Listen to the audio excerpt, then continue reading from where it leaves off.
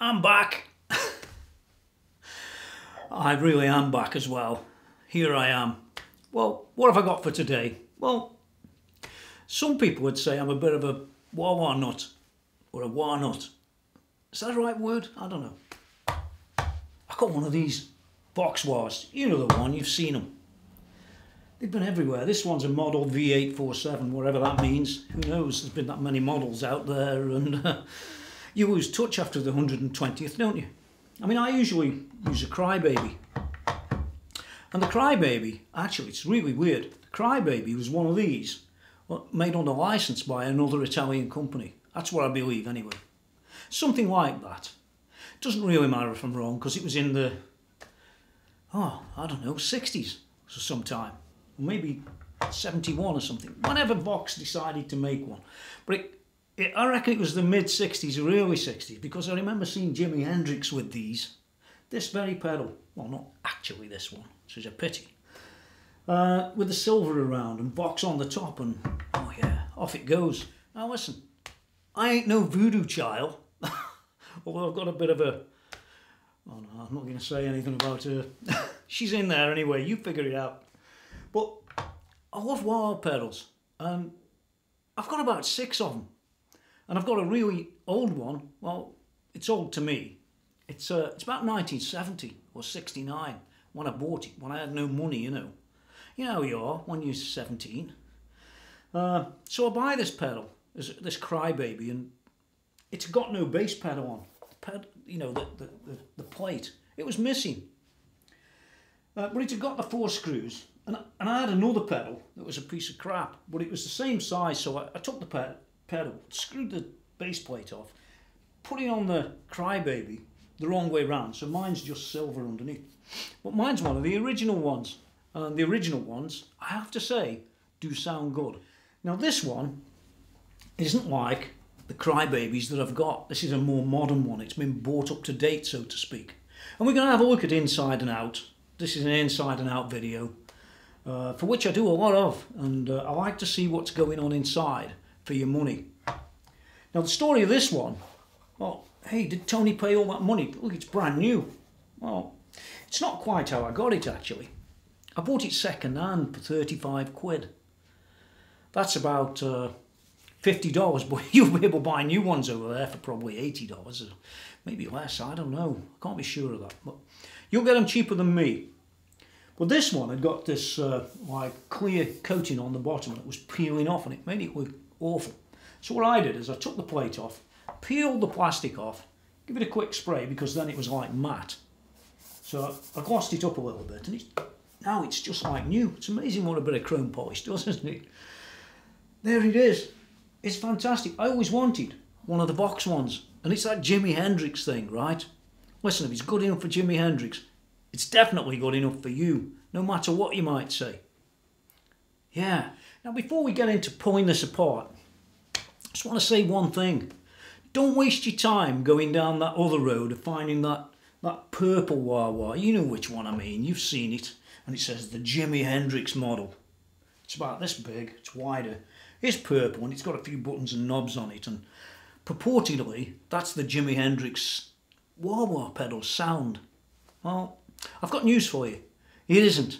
In England it was about 170 quid, or about $249 I dare guess in America. And it was crap.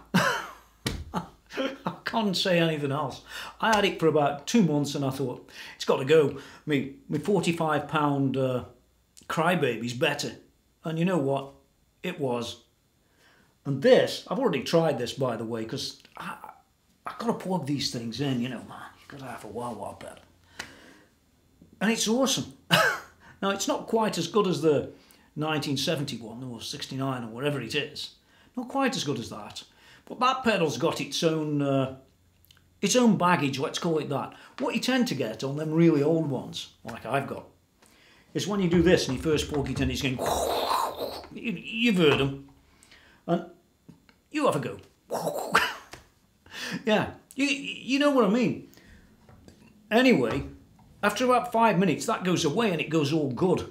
I don't know what it is. It's probably the pot. It's been on there since 60, whatever. And that's just life. So I don't change anything because it's probably worth a bob or two now. In fact, a few $100 probably. But this one is very much like a modern Cry Baby.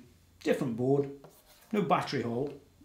I've got one of them with a battery hole with a Cry Baby, and it snapped off where you put the battery. You get that thing. It's none of that on this. You just screw the knobs off. Well, the feet. Let's screw the feet off. Just while we're chatting. We are chatting, aren't we? You're not talking to yourself. No. Well, that's a good scene, man. So, I love doing this stuff, don't you? Oops, there he goes. I nearly chopped my head off. There it is. That's the 69 one. Yeah, so there it is. You've got this PCB, you've got your battery, you've got all the bits and pieces. But we're going to zoom in close so we can have a bit of a closer look at all the bits and pieces that I got for me £35 or me $50. And I reckon it was a great deal. It looks just brand new. Maybe the guy didn't know how to plug it in, or maybe he had no batteries. Who knows? Let's zoom in. Have an eyeball. Ah, there's an old phrase. Yeah. I'm going to go 10-1 now and let you have a look close in. Rock and roll. Well, here I am, inside. It's all good. Right, well, I think it is. Well, first thing you got, I always use these Duracell Pro Cells. They're like a commercial version of the, you know, the regular Duracell things. You know, the ones with the chimp on. You've seen them. Reminds me of the drummer somehow. I don't know. Oh, he was a drummer. Listen, you drummers, I've got nothing against you. Except I hate carrying them boxes in and out. Anyway, moving on. On this one, you've got a little PCB, and I guess it's a sort of equivalent of what they were before, but not quite. I think the original had a thing called a phasal on it, whatever that is. I think it's an inductor, not a conductor, no. Something like that. It doesn't really matter, because I'm not really that, you know, critical on these. To me, they sound pretty much like they sound. I think this thing has more of an effect than this thing, but that's just me. You've got this electronic PCB connector, a bit like you saw on the Eventide, actually. Sort of a bit like it. It isn't about to fall off anytime soon. Then you've got the input and the output, and you can see on the input that it switches, as the wire's going off, it switches the battery and feeds the input. Good idea. Just don't leave it plugged in, else your battery runs out. You'll come to it tomorrow, literally tomorrow, and rock and roll. No gig. Moving along a bit, we move to the important stuff. What you've got is this, well, this pot. No, not that sort of pot. This pot. It's a variable resistor. It's designed for the job, and this is one of the newer ones, and it doesn't look anything like the one from 1969. The 69 one squeals. I love doing that. And this one doesn't. But that's just because this one's new. They sort of put a bit of grease on the thing and away it goes. And you've got the on and off at the front. And apart from that, the only other thing you've got of any real consistency is the case. It's a nice cast aluminium case. And that, I like to see that. There have been some around that are just pressed tin. It's a bit crap. Anyway, I'm going to zoom back out because there's not really much more I can talk about in here. It all gets a bit boring, except to say that, like I said, it is a PCB. It says here TJE 020V-O, whatever that means. Probably made by some third party in China. Highly likely. But that's just life. Let's zoom back out. Actually, just before I do, I just thought I'd show you the nice chrome on it. I've had the polish out, boys. And for my $50 or 35 quid, it's the best deal I've bought in about 5 years. Awesome. I'm back. I never really went anywhere, as you know. Anyway, thing is, there it is. The Vox model 847, sorry, V847, probably for Vox. Made in USA, it says. Well, maybe it is. Maybe it isn't. Maybe it's assembled in the USA. Who really knows? But it's a little cheap PCB, so maybe it is made in the USA. And I don't mean that USA gear is cheap. What I mean is, cheap little PCBs to make in the Western world can be made in the Western world.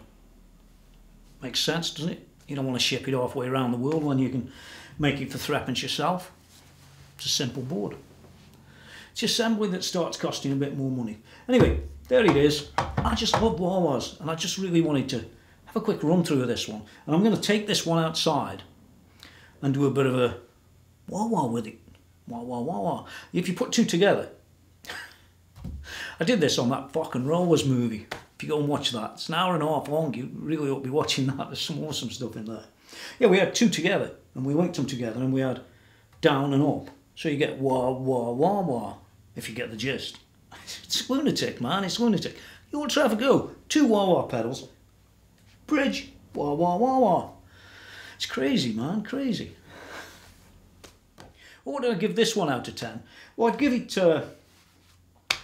I don't know, it's about a 7 or an 8, maybe an 8. It's a very good pedal. Well, this one is. Maybe some of the others aren't made quite the same as this one, but I suspect they are. It says it's made in the USA. It's probably not worth the money they're asking for it at list price. Remember that. You know how much they can charge. I mean, that Jimi Hendrix one was ridiculous money. Waste of time. I think it was Dunlop. I could be wrong.